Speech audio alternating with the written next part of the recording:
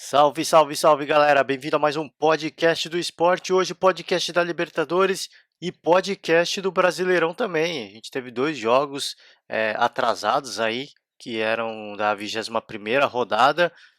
Atlético Mineiro e Vasco, Chapecoense e Corinthians. Vamos falar rapidinho desses jogos, depois eu pulo pro jogo do Grêmio e Flamengo da Libertadores. Atlético Mineiro e Vasco, cara, um jogo que o Atlético jogava em casa, né, no Independência, contra um time do Vasco, dois times que vivem momentos não semelhantes, mas momentos ruins, eu digamos assim, né? Um Vasco precisando fugir, se afirmar aí, fugindo aí dessa situação difícil que é a zona do rebaixamento, e um Atlético Mineiro que segue em queda livre, mas em queda livre mesmo, venceu aí um jogo no final de semana, mas isso não foi o bastante para dar uma moral, para dar uma sequência para esse time que segue em queda, estava em queda e continua em queda livre, continua sem poder de reação, continua sem muita vibração, sem muita inspiração e acabou sendo uma partida, eu acho que das mais terríveis para o torcedor atleticano, porque o Atlético sai na frente, faz o que precisava fazer, né? Consegue um gol com o Otero, e depois o Vasco vira a partida. Um lance de pênalti e depois uma belíssima jogada ali para conseguir virar o placar. Então, que momento do Atlético, cara. Assim, é isso que dá para falar. Às vezes eu fico até um pouco sem conseguir encontrar palavras para descrever o momento, a situação, porque a fase é ruim, isso é fato.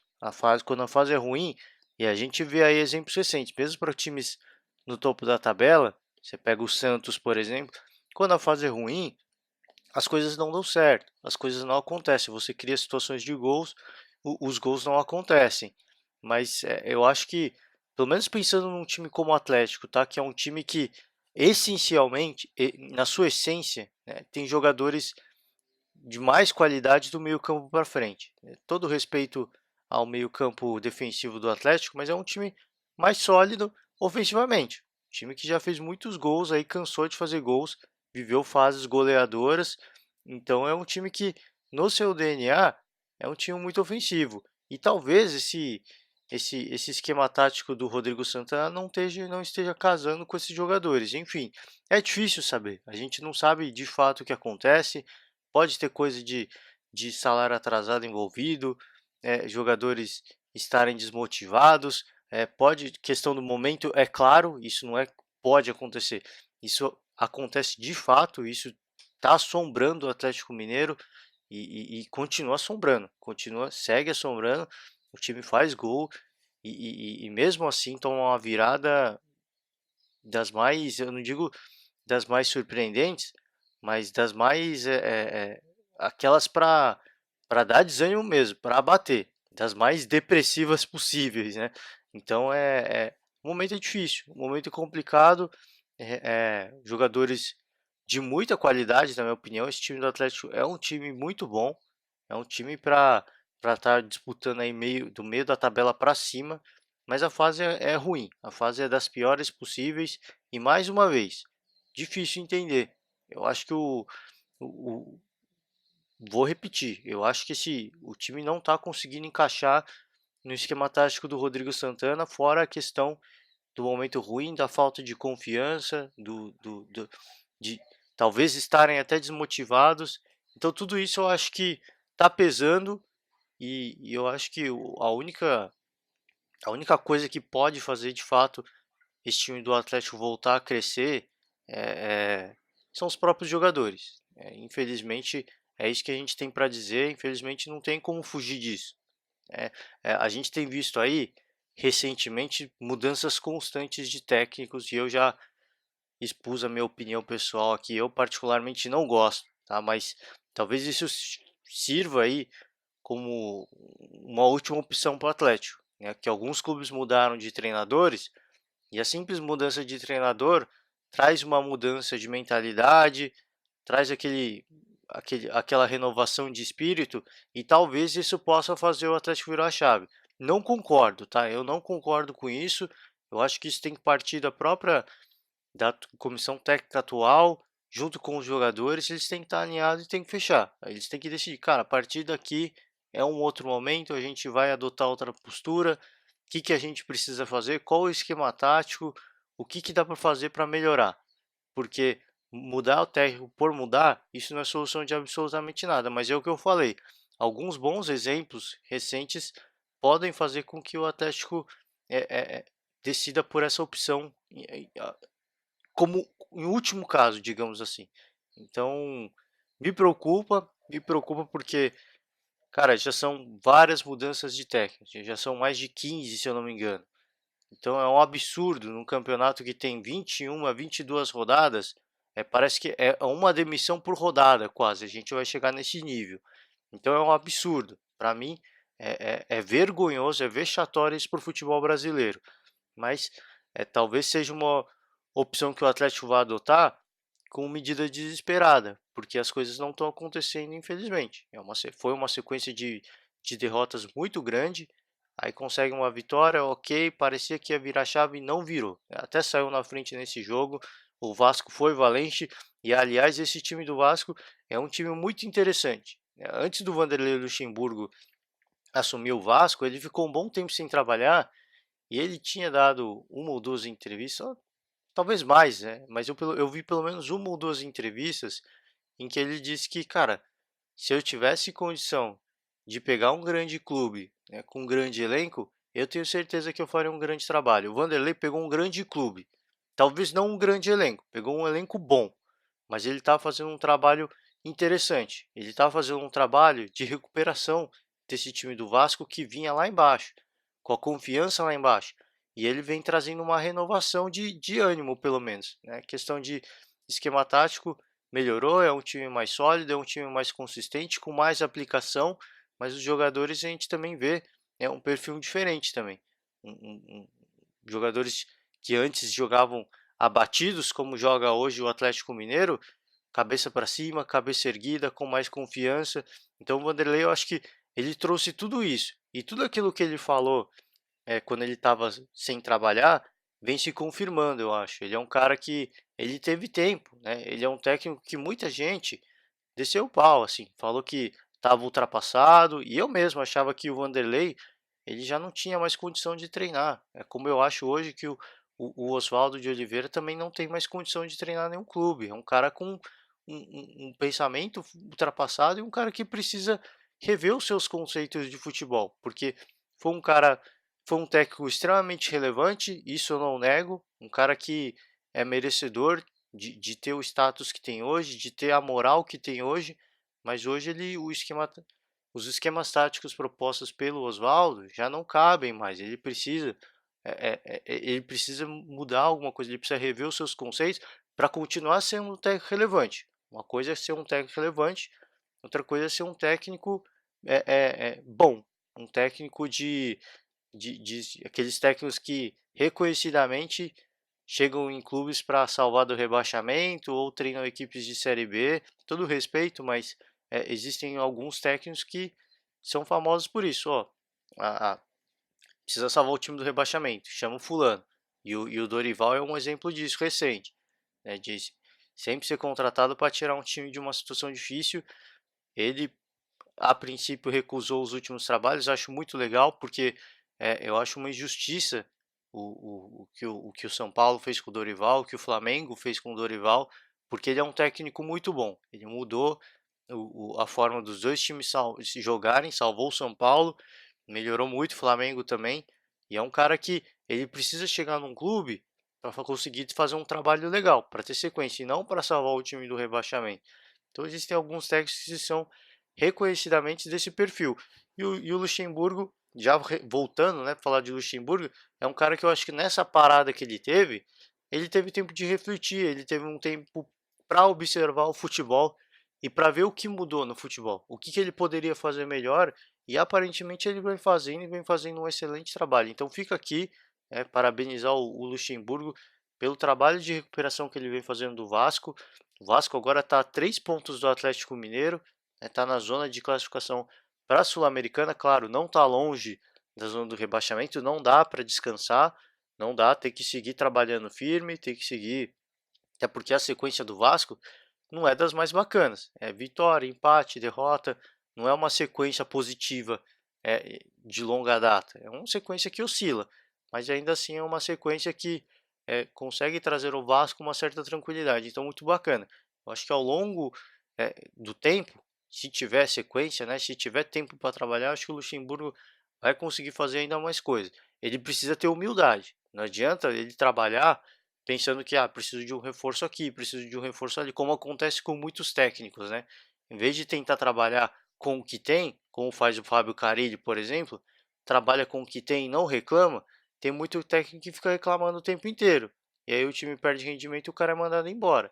Então, eu espero que o Luxemburgo tenha a humildade de reconhecer onde ele está, um clube que tem as suas limitações financeiras e que ele vai ter que trabalhar com esses jogadores. Espero, se ele tiver essa mentalidade como ele está tendo agora, ele vai conseguir fazer um excelente trabalho e vai ter uma boa sequência, pelo menos torço eu, porque é um cara merecedor e tem um currículo dos mais exemplares do futebol brasileiro.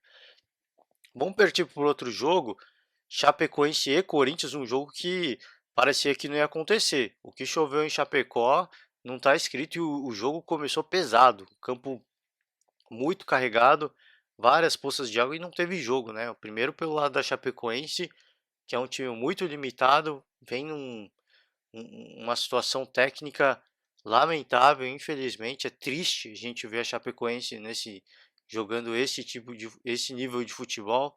É um time que se reconstruiu, conseguiu montar um time legal, mas agora vem passando por um momento muito complicado em termos de futebol e o futebol demonstrado pela Chapecoense nos últimos meses, pelo menos, é dos piores possíveis e justifica aí a situação atual na tabela, lanterna do campeonato.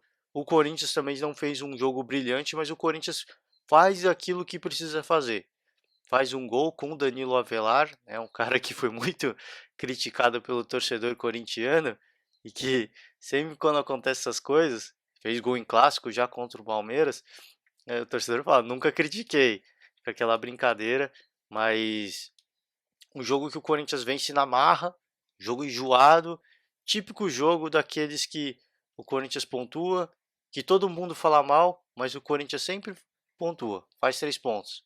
É uma vitória arrancada ali no final de jogo, um golzinho chorado, mas está sempre fazendo os 3 pontos. Não interessa o placar pouco importa. Se ganhar de 1-0 chorado, tomando pressão o tempo inteiro, e ganhar de 10-0, são 3 pontos que vão para a conta. E o Corinthians continua pontuando e continua subindo. E agora o Corinthians é o quarto colocado da tabela, empatado com o Santos. Né? Quem iria imaginar há algumas semanas atrás que o Corinthians iria encostar em pontuação com o Santos? Então, mais uma vez eu vou repetir, eu já falei aqui e eu continuo vendo muita gente falando, ó, Corinthians é Libertadores. Esquece título, Corinthians é Libertadores. Olho no Corinthians. Não estou falando que o Corinthians vai ser campeão, mas o Corinthians está chegando. É um time que está comendo quieto. Tá ali na dele, vence uma vitória aqui, faz um jogo feio ali, joga melhor sempre em casa, né? Faz um jogo mais bacana em casa, mais ofensivo em casa. Fora de casa, a maioria das vezes são jogos lamentáveis, mas são jogos que o Corinthians pontua. Tem a melhor defesa do campeonato, segue aqui, um pontinho, ali vai ali, 3 pontos, sempre pontuando, sempre subindo na tabela e agora está na quarta colocação encostado com o Santos, a 5 pontos do Palmeiras. Então, olho nesse time. Eu vou ver muita gente ainda falando pelo futebol que o Corinthians mostrou nesse jogo, que o Corinthians não disputa o título brasileiro. O Corinthians vai disputar a Libertadores. Mas ele está chegando lá. Está pontuando. Vai chegar no final do campeonato, vai ter pontuação para brigar pelo título. Escreve o que eu estou falando. É um time enjoado. Passou por uma crise? Passou porque foi eliminado na Sul-Americana, da forma como foi, perdendo de forma vexatória em casa. Mas agora são águas passadas. Isso aí passou, isso foi esquecido. Agora o Corinthians é outro campeonato, com outro perfil, e é um time que vai brigar por esse título. Ah, tá difícil, tá longe? Tá longe, né? Faz parte. Mas é um campeonato de pontos corridos. E qualquer vacilo que os líderes derem, O Corinthians está sempre pontuando. O Corinthians vai chegar. Então, olho nesse Corinthians e outro time também. Olho no Bahia. É um time que estava ali, ninguém deu nada pro Bahia. Agora está no G6. Então, também é outro time para mim que é para se prestar atenção. E para quem está lá em cima, tomar muito cuidado. Porque tá ali na dele, tá chegando, ninguém tá vendo. Tá todo mundo de costas. Quando vai ver, o cara, eles vão lá e vão passar como aconteceu com o Corinthians aí com o Internacional. Chegou, passou, não tomou conhecimento. Então, parabéns ao Corinthians mais uma vez. Não foi uma partida brilhante, eu repito, mas não importa se a partida é brilhante ou não. O que importa é os 3 pontos e o Corinthians tem total consciência disso e faz os 3 pontos e segue muito bem na tabela do Campeonato Brasileiro. Vou encerrando a parte de Brasileirão agora, falar de Libertadores, jogo muito esperado pelo torcedor brasileiro de forma geral, principalmente por gremistas e flamenguistas, por toda a mística, por todo o, os declarações aí do Renato Portaluppi, que é um cara irreverente, né? Ficou falando que o Grêmio era o melhor futebol do Brasil, e aí pouco antes da partida ele fala que o Flamengo é favorito para a partida. É engraçado.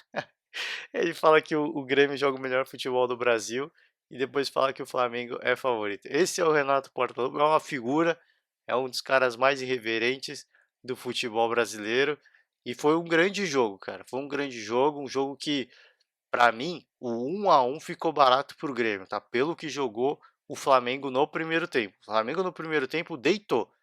Passou o trator mesmo, ele amassou o Grêmio, não tomou conhecimento, jogou como se estivesse em casa, fez o que quis. O Grêmio estava perdido em campo, mas estava perdido mesmo. Não conseguia sair com a bola, era 2, 3 passes, errava, chutão do goleiro, o tempo todo esse tipo de jogo, né? O Grêmio não conseguia ficar com a bola 1 minuto inteiro. Passar, tocar 2, 3 passes perdidos. Acho que não conseguia ficar nem 30 segundos com a bola no pé. Que o Flamengo marcava adiantado, o Grêmio estava afobado, estava sentindo a pressão e cometia erros o tempo todo. E o Flamengo foi chegando, e o Flamengo foi chegando. Teve boas oportunidades, chegou a abrir o placar, inclusive, mas teve boas oportunidades com o Gabigol, com o Bruno Henrique, e o primeiro gol foi acontecer com o Everton Ribeiro, e o gol foi anulado. Foi muito bem anulado, aliás, uma falta do Gabigol no Kahneman, e foi até engraçado, porque eu tava vendo a partida na Globo, né? E o Galvão Bueno disse que não revela o time dele, né? O time do coração dele, o time que ele torce, mas é, é, é, se ele não torce pro Flamengo, ele deixou aí um- uma demonstração de que é muito simpatizante do Flamengo, né? Porque o lance aconteceu, aí roda o lance e ele fala, não, não foi nada. Ele falou assim, só relembrando aqui para não falar bobagem, né? Mas ele, na verdade, eu acho que o Galvão já falou. Tô falando aqui, mas acho que o Galvão já falou assim que para que time que ele torce. Eu acho que ele é flamenguista, né? E ele deixou ainda mais claro. Eu já tava pensando aqui, o lance acontece, ele fala, não, não foi absolutamente nada, não aconteceu nada. O que que ele vai marcar? Aí o Paulo César, o comentarista da arbitragem, fala, foi falta do Gabigol. Aí ele vai lá na sequência e fala, é, o Paulo César acha que aconteceu uma falta aí. Cara, um lance, um faltoso, claro, absurdo, né? E achei engraçado o Galvão Bueno. Eu falei, cara, se ele não torce pro Flamengo, mas ele é flamenguista, né? Acabaram de me passar aqui a informação. Mas você foi, cara, na hora eu pensei, cara, se ele não é flamenguista, tá torcendo muito pro Flamengo, porque é o que eu falei. Peço até desculpas aqui, porque eu recebi informação agora. Mas eu não sabia disso, já é uma informação até antiga, mas eu não sabia disso não. Na hora que o lance acontece, uma falta escandalosa do Gabigol, empurra o Kahneman com os dois braços e o Galvão. Cara, não aconteceu absolutamente nada. O que, que o árbitro vai marcar? O que, que ele tá vendo ali? Aí o Paulo César fala, ó, teve a falta ali, pra mim o gol tem que ser anulado. Aí ele fala, Paulo César acha que teve uma falta. Não, não acha. Teve uma falta das mais escandalosas ali. E é a típica falta que, cara, se fosse o oposto, é falta para dar pênalti. Então, só para você ver o tamanho da falta, porque normalmente são dois pesos e medidas diferentes, né? Duas medidas diferentes. Quando o atacante faz a falta, a arbitragem marca, mas se o zagueiro faz no atacante, às vezes ele não marca pênalti, às vezes ele não dá a falta. E nessa aí, para mim, era lance até para pênalti. Então, essa é a medida que normalmente eu uso. Eu sempre falo aqui, para quando eu vou avaliar se teve pênalti ou não, eu inverto a situação. Se o árbitro vai marcar falta de ataque, então para mim é um lance cabível de pênalti. Esse também foi. Então, um gol bem anulado, diga-se de passagem. O, o, o Gabigol chegou a fazer o segundo gol, no caso, porque esse primeiro foi anulado, né? Chegou a fazer o segundo gol, também anulado, muito bem anulado, aliás. Esse aí o Bandeirinha marcou em cima, mas marcou no susto, porque foi um lance muito difícil, com a bola correndo, seria praticamente impossível de ver. O Gabigol ali, meio pé praticamente na frente, mas estava impedido sim. Demoraram muito, né? O Néstor Pitana, pelo amor de Deus, cara, esse árbitro que foi o árbitro de final de Copa do Mundo, e só por causa disso ele tem uma baita de uma moral, né? Porque, cara, que juizinho ruim, hein? Que juizinho, peço desculpas aqui para quem gosta do Néstor Pitana, mas pelo amor de Deus, cara, ele deixa o jogo mais tempo parado do que com a bola rolando. Ele para o jogo o tempo inteiro. Aí vai revisar no árbitro de vídeo, tudo bem. O primeiro gol da falta do Gabigol, beleza. Ele tem que ir lá no monitor, ele tem que ir lá revisar. Mas o lance do impedimento do Gabigol, cara, eles ficaram 2, 3 minutos batendo papo. Eu não sei o que eles estavam falando ali. É um lance de traçar uma linha e falar foi ou não foi. Não é uma questão de interpretação. Não tem porquê ficar 2 minutos batendo papo. É o árbitro de vídeo falou, cara, espera que eu tô revisando. Espera, passa 1 minuto no máximo, fala, ó, foi impedimento, acabou, anulou. Eu não sei o que tanto eles falam. E aí fica um monte de jogador em volta do árbitro falando alguma coisa e o árbitro o tempo todo fugindo, mandando os caras sair. Então isso aconteceu muito na arbitragem do Brasil. Às vezes acontece ainda, mas a arbitragem brasileira melhorou muito em relação ao começo da temporada. E, cara, é impressionante. Pensar em futebol sul-americano, por exemplo, o campeonato argentino não tem árbitro de vídeo. Aí um árbitro argentino vai apitar uma partida da Libertadores, cara, é impressionante a demora. É isso que impressiona, é isso que causa insatisfação, é isso que atrai cada vez mais antipatia por árbitro de vídeo. Porque se é um lance de interpretação, esse do Gabi, o primeiro gol do Everton Ribeiro da falta do Gabigol, para mim, não teve interpretação alguma. Foi uma falta clara, que não foi marcada, mas enfim, cabe a interpretação do árbitro. Mas lance de impedimento não tem interpretação. Foi ou não foi. Traçou a linha, foi, anula. Traçou a linha, não foi, gol válido. Então não tem explicação. Eu não sei o que tanto eles batem papo, mas enfim, o Flamengo chegou a fazer 2 gols no primeiro tempo, por isso que eu falei que ficou barato para o Grêmio, porque foi um lance, esse segundo do esse gol do Gabigol foi um lance que o Paulo Vitor chegou a defender, mas cedeu, né? Famosa, conhecido aí no popular, a famosa mão de alface, né? A bola bateu e entrou no gol. Tava com a mão tremenda ali, tava com a mão bamba, tava sentindo a pressão Paulo Vitor. O Flamengo seguiu mandando no primeiro tempo, seguiu amassando mesmo no primeiro tempo, não deu qualquer chance ao Grêmio. O Grêmio foi pro intervalo, tomou o susto que precisava, deu tempo de pôr ordem na casa e voltou melhor. Aí sim, um segundo tempo que todo mundo queria ver. O segundo tempo é que, pelo menos metade do segundo tempo, o Grêmio mandou no jogo. Aí foi o Grêmio que amassou o Flamengo. Aí teve mais posse de bola, teve mais tranquilidade para trocar passe, com mais qualidade, né? O Flamengo, obviamente, também um pouco mais cansado pelo estilo de jogo que fez, né? Muito agressivo, marcando muito adiantado, sente um pouco. Você precisa dar uma gerenciada e é compreensível. E em cima dessa, só que deixou para dar uma tirada de pé no momento errado, né? No momento de volta de segundo tempo, você também tem que voltar forte para o adversário não crescer. Deixou espaço para o Grêmio crescer. O Grêmio teve duas grandes oportunidades, uma com o Everton, recebeu, cara, um passe absurdo do Luan, que aliás fez um partidaço o Luan, hein?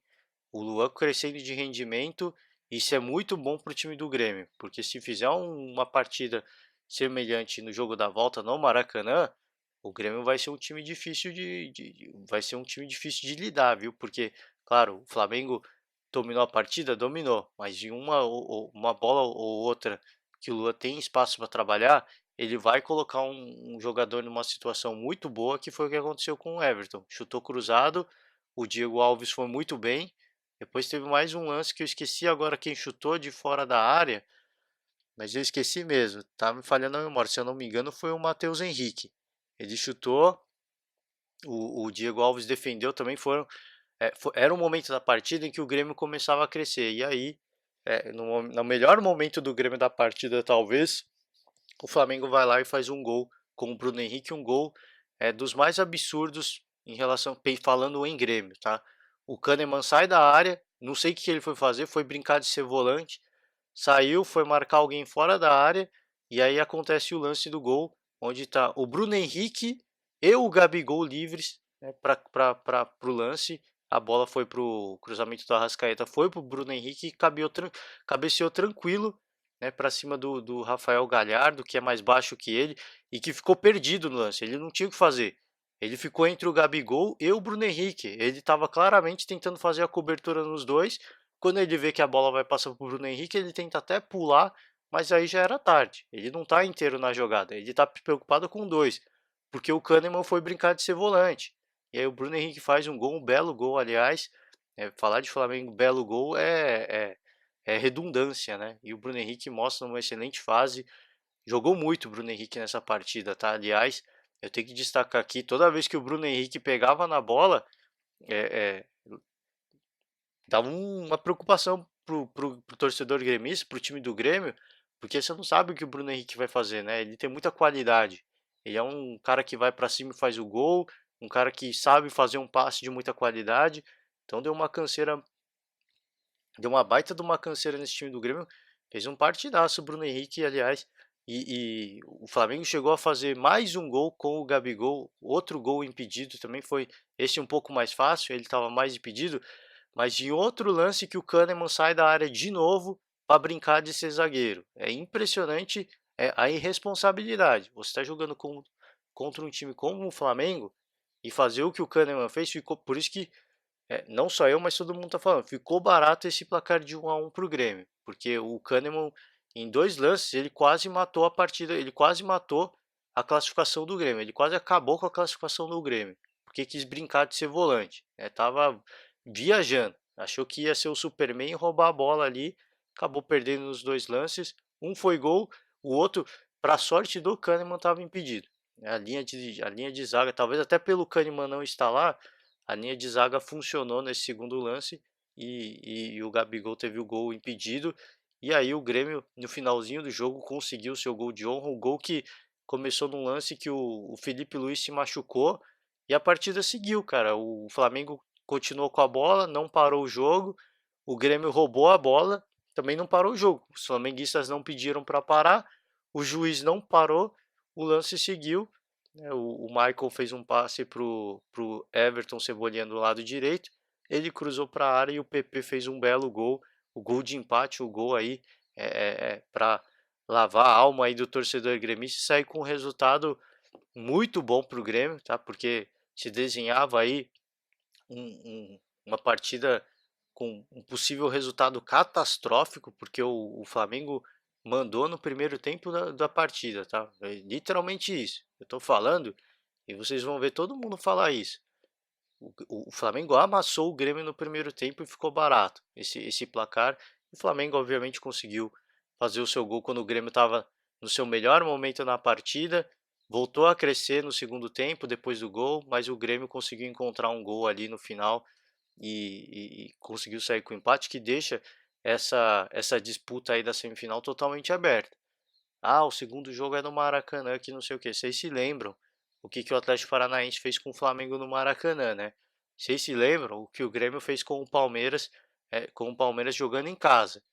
Então, essa segunda partida é no Maracanã, o Flamengo é mais favorito? É. Mas a gente teve resultados recentes que comprovam que jogar fora de casa não é nada absurdo. O Flamengo já foi eliminado lá pelo Atlético Paranaense e o Grêmio já conseguiu uma classificação fora de casa em cima do Palmeiras. Então, tá aí aberto, cara. Lógico, o Flamengo tem meio pé aí na final? Tem, porque tem a vantagem de empate. Pode gerenciar melhor, pode. Obviamente não vai jogar assim, mas se quiser, pode jogar no contra-ataque. É um time que para contra-atacar é muito bom. Tem jogadores de muita qualidade de passe, de muita precisão, e tem jogadores, dois jogadores de muita velocidade na frente, o Bruno Henrique e o Gabigol, que podem fazer a diferença no contra-ataque. Então, o Flamengo pode se dar ao luxo de jogar no contra-ataque, que não seria nenhum absurdo, porque é um time com muita qualidade para colocar os seus centroavantes numa condição de gol, e são centroavantes com muita frieza, que não vão tremer na hora que tiverem cara a cara com o goleiro. Então, essa essa é uma das vantagens do Flamengo. Claro que não vai jogar assim, é um time que vai jogar para cima, mas na disputa aí do melhor futebol do Brasil, a princípio prevaleceu o Flamengo. Jogou mais, é claro que números não importam no futebol, isso a gente sabe, não adianta ficar falando em número, não adianta o Jorge Jesus vir depois falar, nós merecemos sair com a vitória porque a gente jogou melhor. Isso pouco importa, cara, se você jogou melhor ou não. O que importa é resultado. Falei aqui do Corinthians no começo do podcast. É um time que está sempre comendo pelas beiradas, às vezes faz uma partida horrorosa e sai com os 3 pontos. Então jogar melhor é algo totalmente casual, algo totalmente. Lógico que é legal, é um grande passo para a vitória, mas é algo totalmente relevante para o resultado final. Pouco importa se você jogar melhor ou não. O que importa é vencer, o que importa é fazer gol, e o que importa é que a partida terminou empatada. E o que importa é que o Grêmio agora tem uma ótima situação. Tá digo assim, ótima situação, porque ótima mesmo seria se tivesse vencido, mas tá numa ótima situação porque são dois times ofensivos. O Grêmio também pode explorar um contra-ataque como fez no lance do seu gol nessa partida. Então, são dois times que têm no seu DNA a questão ofensiva, e a gente viu isso do Flamengo no primeiro tempo inteiro, no segundo tempo também, e o Grêmio no segundo tempo também, que teve um crescimento absurdo. Ressalto aqui que o Grêmio teve alguns desfalques, sim, é, é, infelizmente não dá para deixar, porque alguns deles fizeram falta, né? Destaca o Jeromel, por exemplo, fez falta na defesa do Jeromel, né? Então, não estou falando que isso é culpa do péssimo aproveitamento do Grêmio no primeiro tempo, não estou falando que isso é desculpa, mas que fez um pouco de diferença, fez. Mas o Grêmio vai ter que saber lidar com esses desfalques, soube, acho que lidar muito bem nessa partida, e o Luan fez pelo menos pro lado do Grêmio, o Luan fez uma baita de uma partida. O Everton muito bem marcado, não teve tanto destaque, mas o Luan fez uma baita de uma partida. É um cara que algumas rodadas vem crescendo de rendimento, e nessa partida ele fez um baita de uma partidaço, e se no próximo partida, no próximo jogo, ele conseguir crescer ainda mais de aproveitamento como ele teve, como ele cresceu, né, na Libertadores que o Grêmio foi campeão, vai ser um cara muito perigoso nessa partida, tá? Vai ser um cara que o Flamengo vai ter que tomar muito cuidado, porque é um cara que tem muita qualidade, ele tem muita tranquilidade, é impressionante. Ele tá marcado e ele não é um cara de velocidade. Sempre tem um cara atrás dele, e ele muita tranquilidade para ficar com a bola no pé. Vem um cara, encosta, ele dá um giro, muito tranquilo. Então é um cara muito perigoso, um cara que tem muita qualidade para fazer gols, mas também para fazer passe. Então vem numa crescente, eu venho destacando aqui mais de uma vez, porque ele vem numa crescente impressionante. Ele vinha num momento de baixa, vinha num momento de muito descrédito, começou a subir de rendimento, e essa foi uma das melhores partidas do Luan esse ano, talvez a melhor partida do Luan esse ano. Então fica aí o destaque. Pro lado do Flamengo não tenho que destacar absolutamente nada, né? O Gabigol não conseguiu fazer o seu gol, mas chegou a fazer 2 gols que foram anulados. Everton Ribeiro, é redundância falar que fez uma grande partida, porque é sempre um destaque do Flamengo. O Bruno Henrique, para mim, foi o grande destaque, jogou muito, né? E o time como um todo, né? O Gerson, entrou o Pires da Mota no lugar do Gerson, que sentiu aí cãibra. O Felipe Luiz, que sentiu ali no segundo gol do Grêmio, acabou saindo. Entrou o René também. Então, o Flamengo que eu estava preocupado por causa da sequência de jogos, eu estava preocupado se esse Flamengo conseguiria ter um bom rendimento. Porque, a princípio, pela sequência dos 2 últimos jogos, eu imaginei um Flamengo que perderia um pouco de rendimento nessa partida, mas não foi isso que a gente viu. Eu acho que as declarações do Renato Portaluppi deram um ânimo a mais, fez esse time do Flamengo jogar um pouquinho mais, entregar mais, mais vontade. Então meio que resetou aí aquela sequência exaustiva de jogos, e o Flamengo fez uma bela partida, mas na próxima partida no Campeonato Brasileiro, aí eu acho que o Jorge Jesus vai ter que tomar um certo cuidado, tá? Foi uma partida desgastante, foi uma partida difícil, que exigiu muito psicologicamente, fisicamente, então ele vai ter que mexer sim. Espero eu que faça isso, para não colocar em risco a integridade física desses atletas, mas a gente teve uma belíssima amostra do que a gente pode esperar para o segundo jogo dessa semifinal, Flamengo e Grêmio, aí sim o jogo no Maracanã, grande partida, uma grande expectativa para esse jogo. Essa sim, essa semifinal segue totalmente aberta. Do outro lado, para mim, segue em aberta, né? O Boca e River segue em aberto, mas claro, a vida do Boca é um pouco mais difícil porque tem que reverter um resultado de 2 gols. Mas esse lado não, empate de 1-1 e segue absolutamente em aberto e absolutamente em aberto porque são dois times que jogam para frente, são dois times ofensivos e que buscam o gol o tempo inteiro, então por isso uma partida que segue muito, mas muito em aberto, tá? Felizmente o Grêmio conseguiu melhorar no segundo tempo e a gente teve uma grande partida. Vou ficando por aqui, final de semana a gente vai ter rodada do Brasileirão, de volta aí a briga pelo topo da tabela. E o Flamengo, para mim, falei aqui já rapidinho, que o Flamengo e Jorge Jesus talvez tenha que mexer. O Flamengo, para mim, pode se dar o luxo, sim, de mexer 3 até 4 jogadores, porque pega uma Chapecoense, é na Arena Condá, é na Arena Condá, mas é um time muito fragilizado. Então, acho que é uma partida que espero que o Jorge Jesus tenha uma certa cautela, porque essa partida da Libertadores foi muito desgastante. Então, eu espero que ele tenha um pouco mais de cuidado aí para começar a gerenciar esse elenco, a rodar esse elenco, porque vai precisar. Ele não está fazendo, mas vai precisar. Foi uma partida no Rio Grande do Sul, agora ele vai para Chapecó, então depois volta para o Rio. Então eu nem sei se eles voltam para o Rio, deve ficar pelo Sul mesmo. Então é desgastante. Precisa tomar cuidado. Não vem fazendo isso, ele segue perdendo oportunidades de dar sequência, volume de jogo para alguns jogadores que estão na reserva. Ele está perdendo boas oportunidades. Espero que ele aproveite essa oportunidade. Os caras do banco precisam ter sequência para ganhar ritmo de jogo para entrar dentro desse esquema tático. Eles não estão dentro desse esquema tático ainda, não funciona. E a gente viu na partida passada o que aconteceu. Então, espero que faça isso, comece a fazer isso, porque é um jogo para se fazer isso. É o líder contra o lanterna. Então, dá para fazer isso, tem espaço para fazer isso. E espero que faça, né? O lado do Palmeiras, vice-líder, vai pegar o Atlético Mineiro, time que está com a moral lá embaixo. O Palmeiras jogando em casa, então tem tudo para também ganhar os 3 pontos. O terceiro colocado aí, o Santos, pega um Vasco que segue com muita moral, vai jogar em casa. O Vasco em São Januário, aliás, faz sempre boas partidas. Vem de uma partida de vitória, então tá com muita moral. Uma partida difícil para o Santos. O Corinthians vai pegar o Grêmio, mas o Corinthians vai pegar um Grêmio praticamente reserva, acredito eu, justamente porque teve essa partida da Libertadores. Então, uma boa oportunidade para o Corinthians, eu acho, de pelo menos pontuar, de pelo menos sair com os 3 pontos.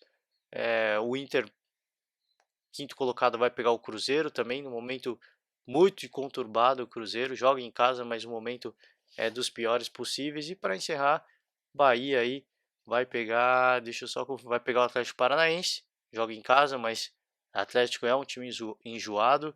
E o São Paulo pega o Fortaleza, reencontro aí de Rogério Ceni com o time do São Paulo. O jogo vai ser em São Paulo, no Pacaembu. Vou encerrando por aqui. Fica o meu convite para vocês. Falei bobagem. Quer que eu fale de outro campeonato? Champions League que tá rolando? Deixa um comentário aí, próximo podcast eu volto, comento um pouco, a gente debate um pouco mais sobre qualquer outro assunto que vocês quiserem. E é isso aí, vou me despedindo hoje. Desejo a todos aí, eu acho que amanhã não tem podcast, então já vou desejar a todos um ótimo final de semana, um forte abraço e até a próxima.